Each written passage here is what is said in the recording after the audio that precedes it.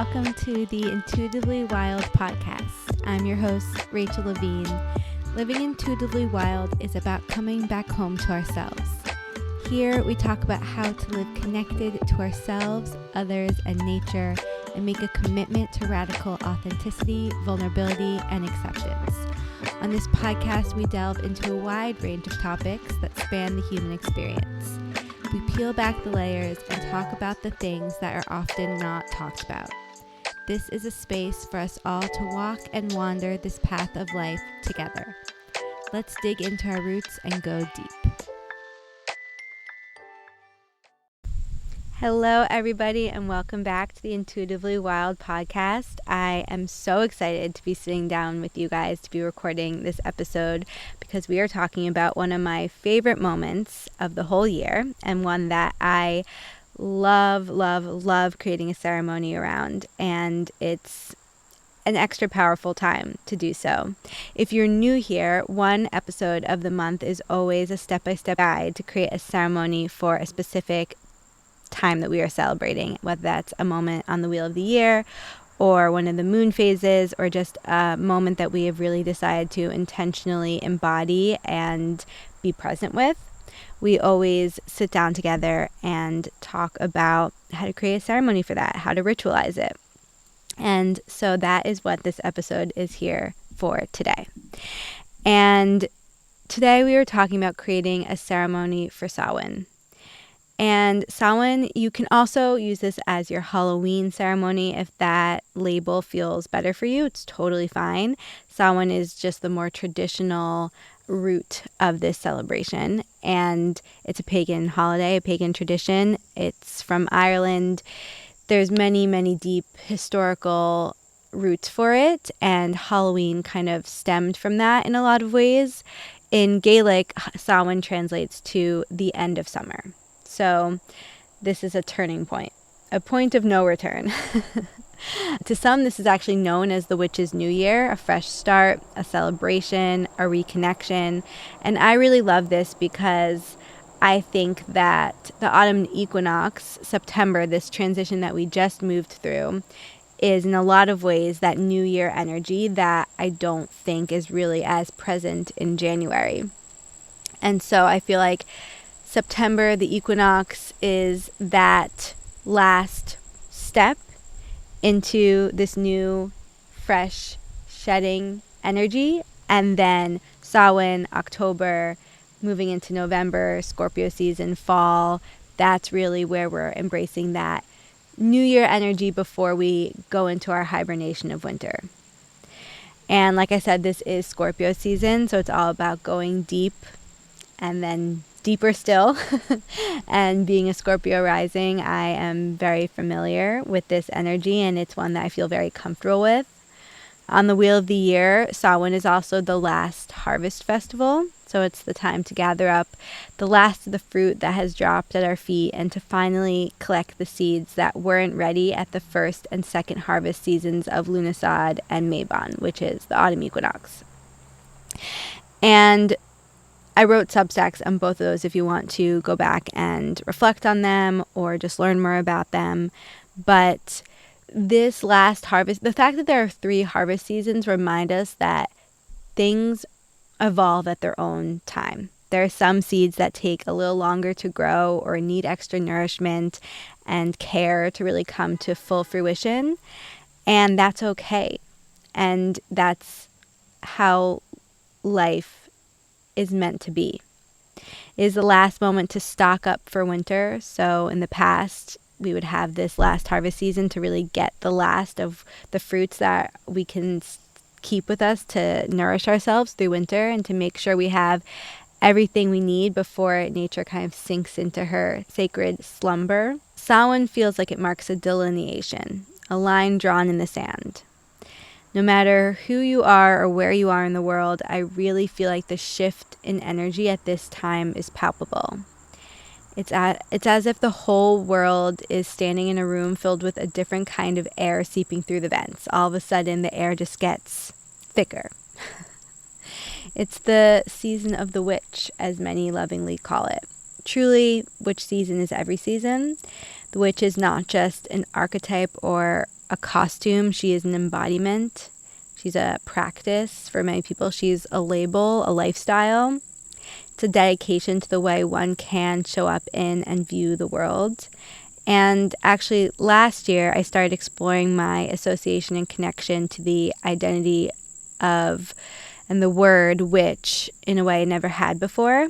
And at this time last year, I recorded a YouTube video about that, and I'm going to release it as a podcast episode next week. So I think it's next week. So if you want to hear more about that, I highly recommend that episode, not only to hear more about my personal relationship with the word witch, but also to help you dive into your association with the word witch, with your power, with your magic, with the unknown, weird, maybe more taboo parts of yourself. So stay tuned for that. But truthfully, as I've continued my path and understanding of this knowledge, I've come to connect even more deeply with the identity of priestess than I do witch. And I'm really not big on labels in any area of my life, but I do believe that they can be helpful as a frame of reference and as a way for us to understand ourselves and to help others understand who we are as well. I'm currently entering my second spiral or level in my priestess training with my teacher, Kate Murphy. And that is a path I am boldly and loudly claiming and owning. And the difference in being a witch and a priestess, to my current understanding and what currently feels correct for me, again, this is not from any textbook or really from one source. This is just how I've integrated the knowledge and what my path has shown me. But it really depends on how you define your terms.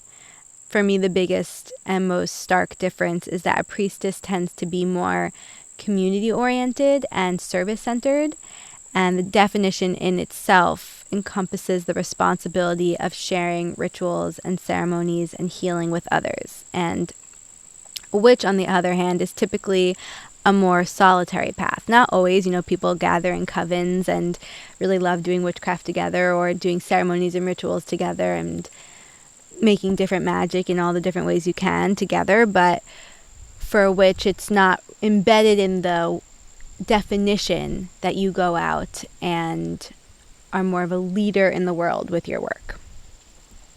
A witch that path can be one that you can do quietly for you and you only. And so while I do feel I can label myself as a witch, that feels less core to my work in the world than the label of priestess. So that's a little bit of my association with some labels that come up at this time of year.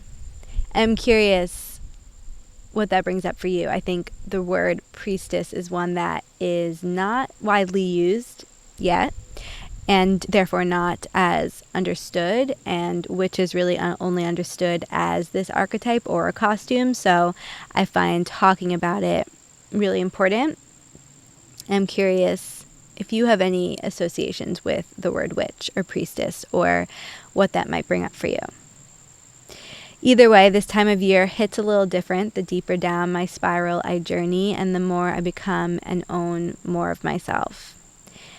And I think that that's the same for all of us. As we embrace the parts of ourselves that we used to shame or push away, we're able to be comfortable in these deeper, darker times. And while magic is always in the air, at this time of year, it is thick with it. It's unavoidable. It's famously known as one of the most liminal times, when the separation between our earthly human realm and the mysterious spirit realm is the thinnest. You'll often hear people say the veil is very thin at this time. It's as if we can reach out and touch these other beings around us, whether that is spirits or ghosts or whatever that comes to mean to you. But the truth is, it really is unavoidable. The wind whispers a little louder, the crow's cawing message a little more obvious, the invitation to embrace all things magical, mystical, mysterious, a little more easy to accept. Other times of year, we might be deemed crazy if we were to pull out a cauldron and repeat a mantra 3 times while dropping herbs and oils and blades of grass into it while stirring 13 times in a clockwise rotation and wearing a witch's hat. On this day, it's allowed, or at least we're seen as a little less crazy.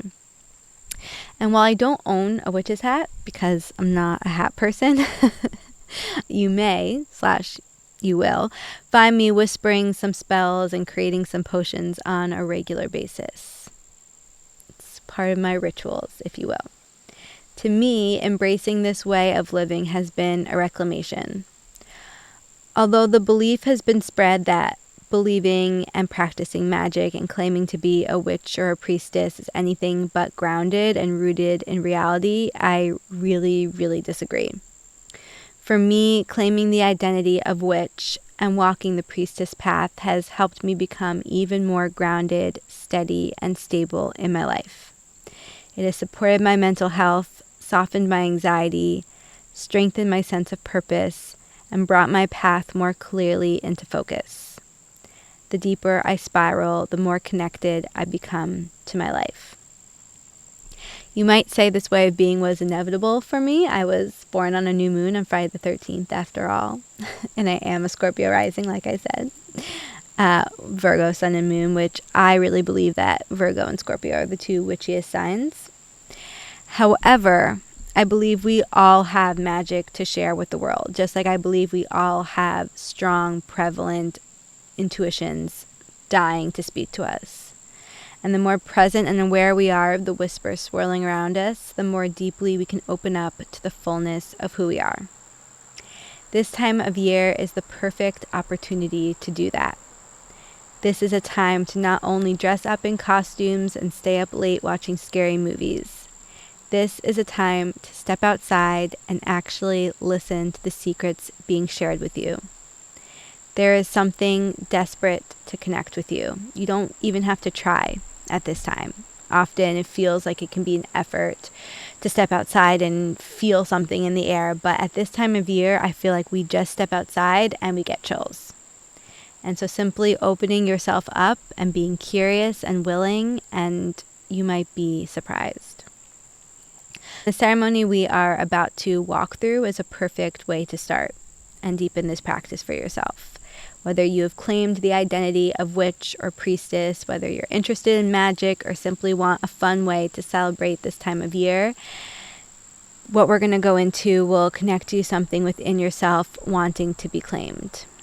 And I really hope you allow it to spark some magic within you. So we're going to get into the ceremony. And my recommendation is to listen to this full episode through and then see how you want to embody this in your own life. And for some people, listening to the episode is the ceremony, and either they do certain practices while they're listening, or they just see what comes up for them while they're doing it, while they're listening. This will also be on Substack, so if you want to listen to the episode and then read through the Substack to help you have the instructions with you while you're doing the ceremony, that is perfect as well. You also don't have to do this as a full-blown ceremony.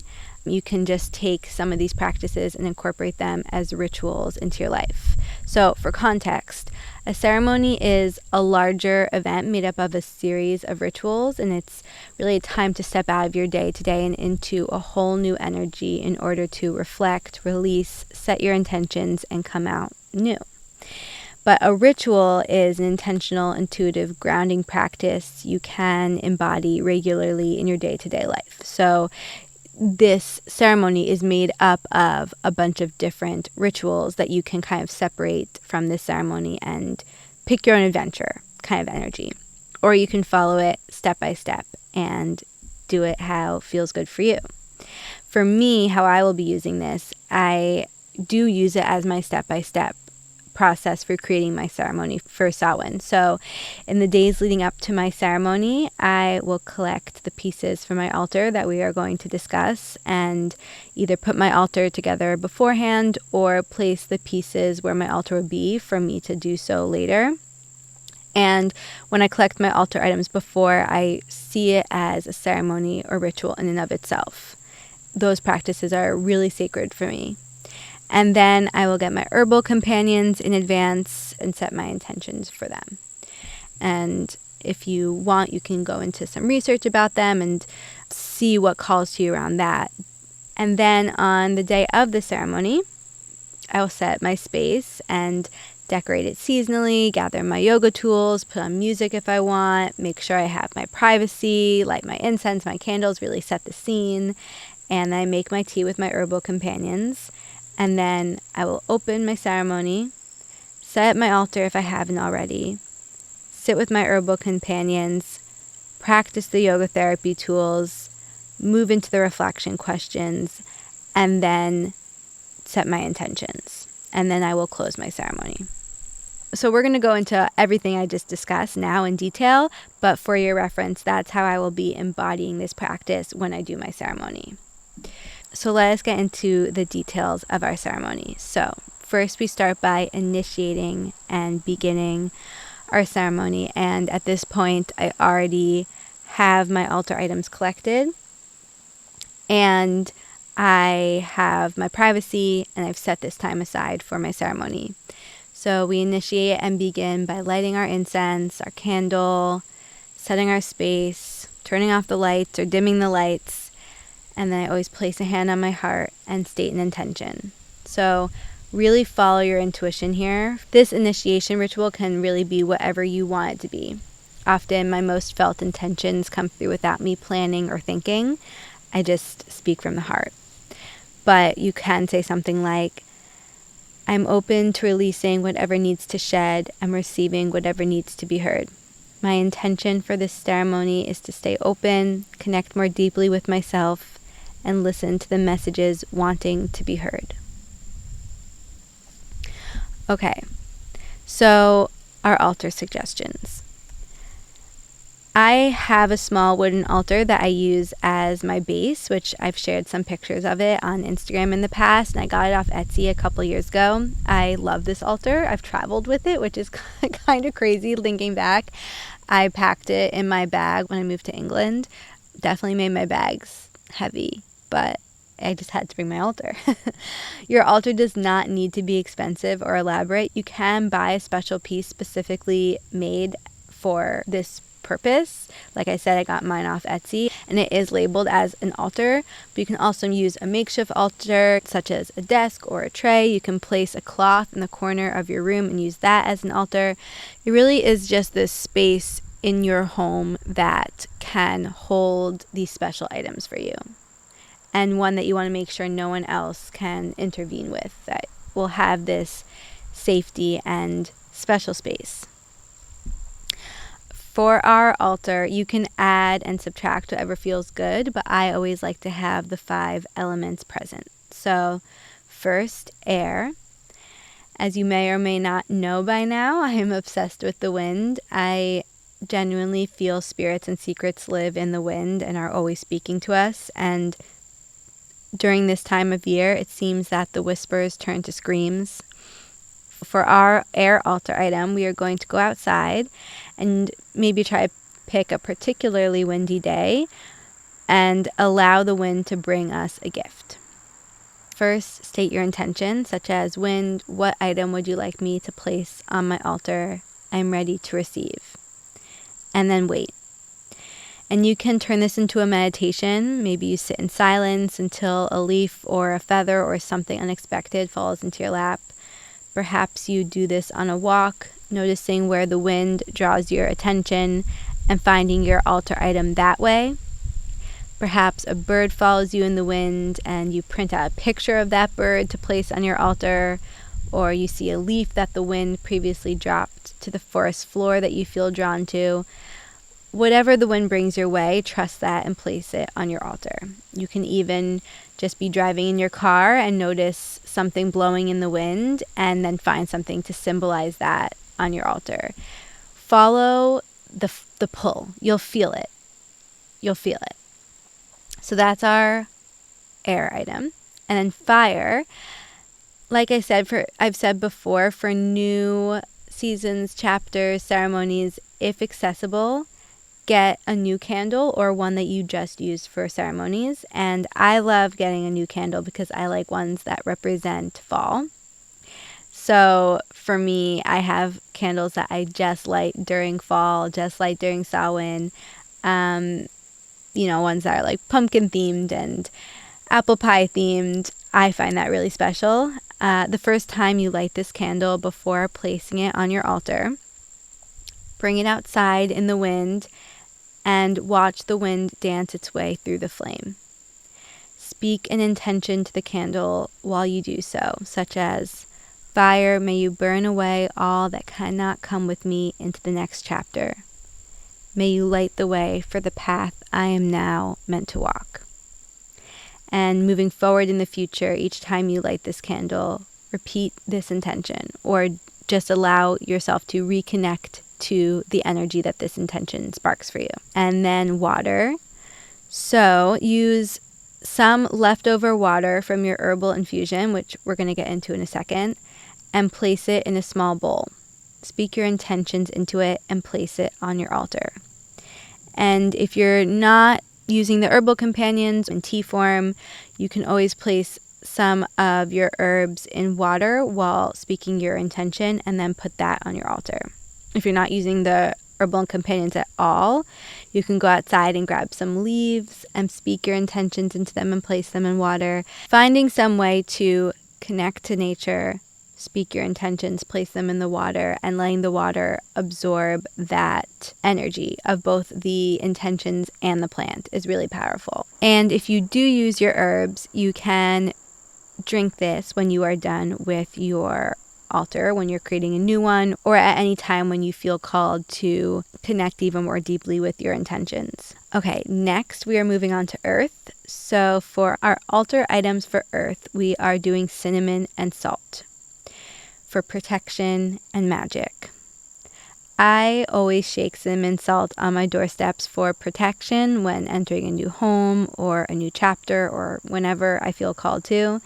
And I always find myself placing multiple cinnamon sticks at each doorway and pouring cinnamon and salt around my home during Samhain and autumn in general, really.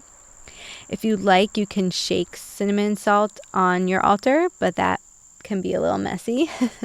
Or you can pour them into a bowl to put on your altar. And then I will mix the two together, repeating an intention for protection while I do so.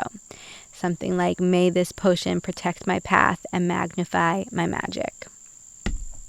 But you can make that whatever you want. And then lastly, our last element is spirit. Like we were talking about before, Samhain is when our connection to spirits, spirit guides, ancestors, fae, and all other beings that live in the spirit realm are most easily connected to and heard and felt.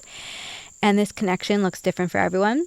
So find something that represents your connection to spirit or your spirituality to place on your altar.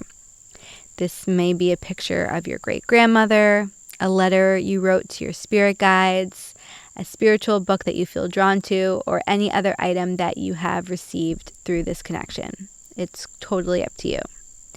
So like we were talking about, the collection of each of these elements is a ritual in and of itself. So that can be the whole ceremony for you. Sometimes just setting up the altar is my ceremony and is this act of devotion and such a impactful ritual. Also can be a part of your ceremony. So you can either collect those altar items beforehand and make sure you have them while you're starting your ceremony, or you can open your ceremony and go out and get all those items. Sometimes it's just hard to do it all at the same time, depending on timing and location and all the things. So sometimes doing them before so you know all your altar items are there can be really helpful. So then you just set up your altar during the ceremony. Okay, now we're going to move into our herbal companions. And this month we have 3. And combine these herbs make a really, really powerful potion to reclaim your power. And they connect you to the spirit realm, your desires, your intuition, and the ability to walk the path between worlds, protected, grounded, and in your power.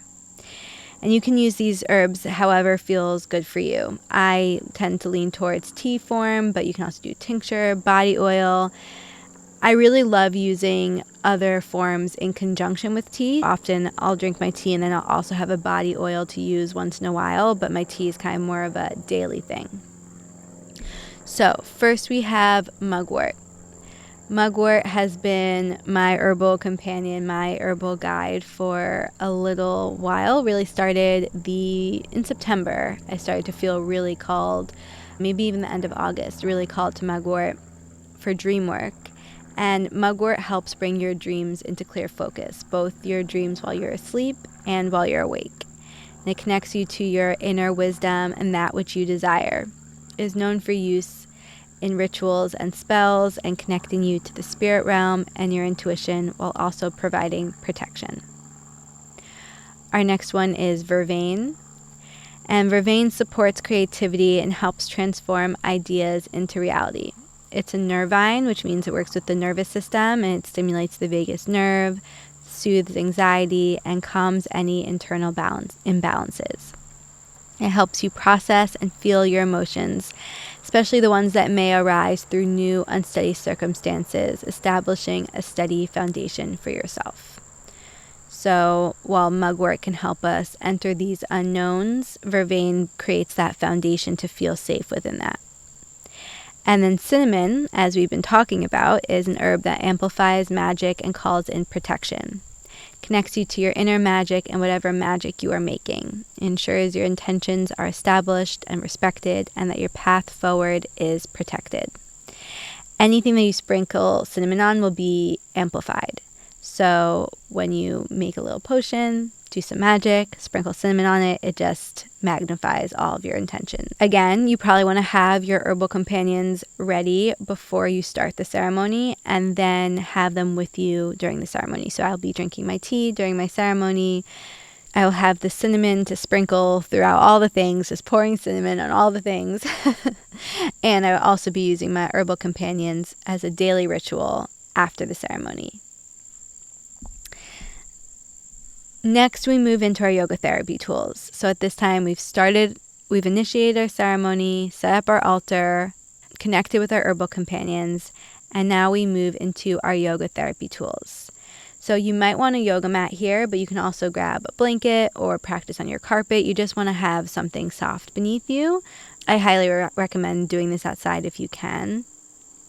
If you want a little extra magic ritual, you can circle your yoga mat or ritual space 3 times before beginning while stating an intention. And if you want to amplify and call in your intention, you can go clockwise. And if you want to protect and release, you can go counterclockwise. And again, none of this is fact. If you want to go counterclockwise, but you're also amplifying and calling in your intentions, go with that. Your intuition knows way more. These are just a mix of my lessons and learnings, also has felt good in my own intuitive practice. This is a time of year that on the surface seems and may even feel fiery and energetic. There's Halloween parties and bonfires and haunted houses and sweet treats and late night movie marathons. And yet I think when we really tune in, it's a time to soften and slow down. And I feel like people are feeling that this year more than ever. It's the time to prepare to go inwards, prepare for solitude, prepare for the silent stillness of winter. And it really is a preparation season. But we can only go inwards and be silent and be still if we acknowledge the fire present. We're starting with a little bit of movement. We're starting standing to release that fiery energy and then have the ability to soften into the earth. This practice is helpful if you're ever feeling pent up energy, overwhelm, emotion, or simply want to soften into yourself. If you ever want to increase energy, you can do this in reverse order.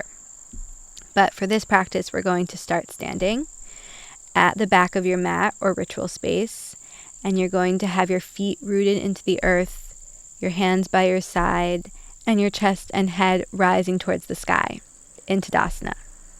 So for this ritual, imagine you are taking exaggerated steps forward, like you're walking your path with purpose and power. And as you inhale, you raise your arms above your head and lift a knee towards your chest, kind of in that 90-degree angle, your knee at line with your hip. And as you exhale, bring your arms back to your side and place your foot back on the earth, slightly in front of you. And yes, you are physically stepping forward. And then you repeat on the other side. And then continue as you walk forward towards the top of your mat. Try to pace your steps that you lift each knee at least 3 times. And when you're finished, come back to Tadasana. It's okay if you've moved off your mat. There's no right way of doing this. So now you're at Tadasana. And the next step is to notice your breath. To start to pay attention to where your breath is at now. And when you're ready, on your inhale, you're going to breathe in twice quickly through your nose, and then exhale long and slow out your mouth. This practice can be intense, and some people do this practice in a very intense way for a long time. I don't love doing that. It's too activating for me, and that's not how I typically use my pranayama practices on a regular basis, sometimes. But really just tune into your energy and your body, and you can keep this short if you want to. You can keep it soft, but repeat for at least 3 rounds. So it will sound kind of like this.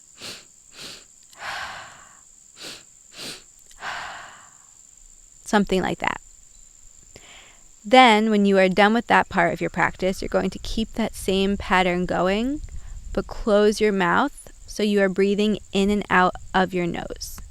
And then start to deepen and slow down your breaths even more.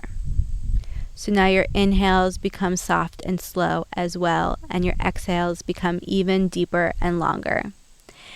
And this can be quite calming and is really good for your nervous system. So go for as long as you would like, but again, repeat for at least 3 rounds. So this time it will sound something like,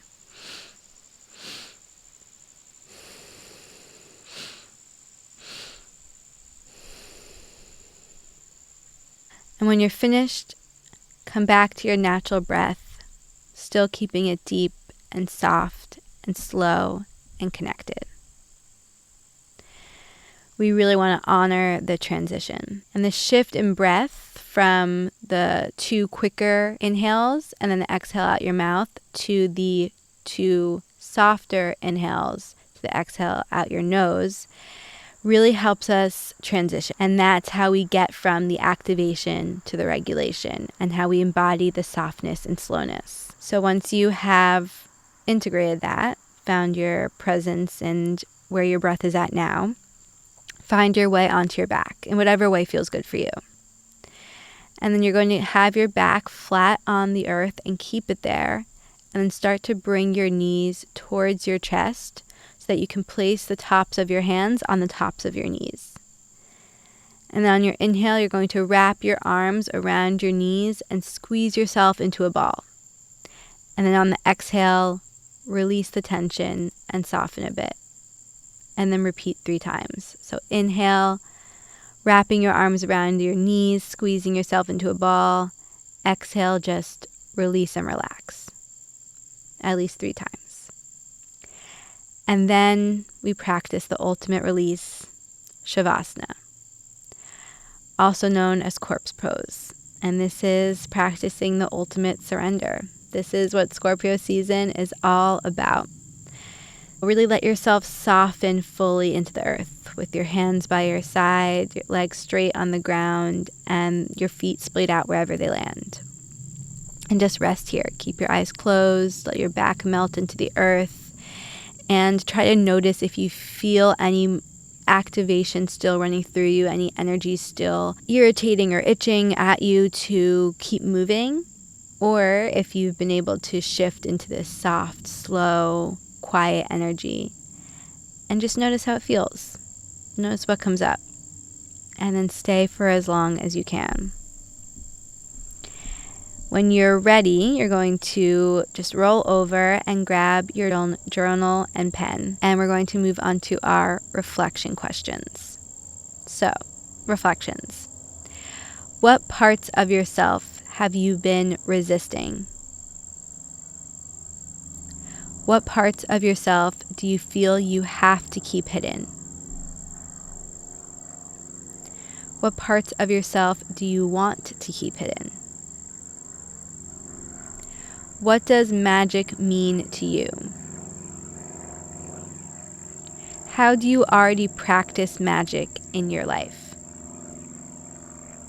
How do you want to practice magic? What is your association with the word power? What does it mean to you to reclaim and own your power? What does being powerful feel like? I think many of us have pushed away certain parts of our magic, or if that word feels not right for you, you can say your gifts, your talents, or parts of you that you think are different or weird, because they're actually what makes us really powerful, and we have grown afraid of our power. We've been taught our power is not okay, and that being powerful is not okay. We all have different thought processes around this or unconscious beliefs around this, but there's something in the word power and being powerful and magic and having magic that's intertwined, and that we have been taught to reject and judge and, in fact, not even believe in. So this is really a time for you to delve into that. Take your time with these questions. You don't have to answer all of them. You can just focus on one if you'd like, but really allow yourself to go deep with them, to push yourself with them. And then from there, we're going to move into setting our intentions. So from what was revealed to us throughout this ceremony, we set our intentions. And here are some journal prompts to guide you if you'd like. You can also go directly from your reflections to your intentions if you already know what you want your intentions to be. So, intention questions. How can I lean into magic even more this season? How can I follow my intuition and inner guidance more? How can I step into my power more fully? What may hold me back from this? What rituals can I devote myself to in order to embody my magic and own my power? And from there, we're going to write out 1 to 5 intentions you have for this season. So however long you want these intentions to last is up to you. I typically do, honestly, it varies for me, but often I will do from one moment on the wheel of the year to the next, or one season to the next. So I will probably keep these core intentions until the winter solstice. Example can be connect more deeply with nature. And then next to each sentence, write out an intentional action step you are devoting yourself to in order to truly embody your intentions. These are the rituals and the action, the practices that you are going to integrate into your life daily. This is the way you are truly going to make shifts in your life, because otherwise the intentions are just words on paper. If you don't have the intentional action, there will be no shifts. So an example of this, if our intention is connect more deeply with nature, next to that we can write, make my herbal infusion and sit with it in nature at least 3 times a week. And then after that, shift all of your intentions into the present tense in some way so that you can state them as a daily devotion and remind yourself that you are, in this moment, claiming these intentions. So for this example we've been using, this can look like, I am deeply connected to and guided by nature. And repeating that intention statement can be part of your rituals that you do daily. Now we have made our intentions, and I always like to write mine down and put them on my altar somewhere I can see them every day, or whenever I connect to my rituals and come back to my practice. And I think it's really helpful to have them somewhere that you can see them every day, even in your notes app. I do that as well, because it reminds you. And part of your intentional action can be putting it in your calendar or setting a reminder, making a plan with someone to do some of these rituals with. Really commit to them and weave them into your life. And then we close and complete our ceremony. And I always come back to how I started. I place a hand on my heart, I close my eyes, and state an intention such as, I thank the elements, my guides, and my inner knowing for being here with me today. Please continue to protect me and show me my path forward. I promise to trust my path. Thank you, thank you, thank you. This ceremony is now complete. And then I will snuff out my candle and just sit with how I feel for a moment. And then we go back into our day. But really, we're taking this ceremony with us. This ceremony is setting the stage for the rest of our life and how we want to feel, who we want to be, how we want to show up in the world. And I really hope that this ceremony serves you, that these rituals support and stabilize you. I hope that it helps you see your way forward a little more clearly. I hope it helps you enter this next chapter with more softness, security, and presence. And more than anything, I hope it inspires you to reclaim your power and reconnect to your magic. And I really hope you take the time this Samhain, this season, to do this ceremony, to incorporate these rituals, to really set your intentions and be with yourself. And you can do it with your friends, call in your coven. You can do it by yourself. You can hold a ceremony for others. Really just listen to your intuition and what's feeling right for you in this season. It can feel like a very solo inwards time, and for others it can feel like a time to gather with others, and then for other people it can feel like a time to lead and host and make the space for others. Call people into this ceremony. So find what feels good for you. Would love to hear what comes of this ceremony for you. I would really love to hear how it feels, what it sparks, what it brings up. And if you are looking for a space to do these kinds of ceremonies and rituals together in person, you should get on the wait list for my in-person ceremonial space, apothecary and studio for connection, that I am opening very soon in upstate New York. Or reach out to me and we can also work on one-on-one. This whole thing is written out on Substack with many more rituals and ceremonies and other insights and stories and thoughts from my heart on there. But I just wish you the most magical Samhain, the most magical season, and I will see you all next time for more magic. Thank you so much for joining me on this episode of Intuitively Wild, the podcast. I hope it helped deepen your connection to yourself, sparked some insights, and inspired you to live intuitively wild. If you enjoyed this podcast, it would mean so much to me if you would share it with others and leave a rating and review. And please reach out to me. I would love to connect with you. I will see you next time for more magic.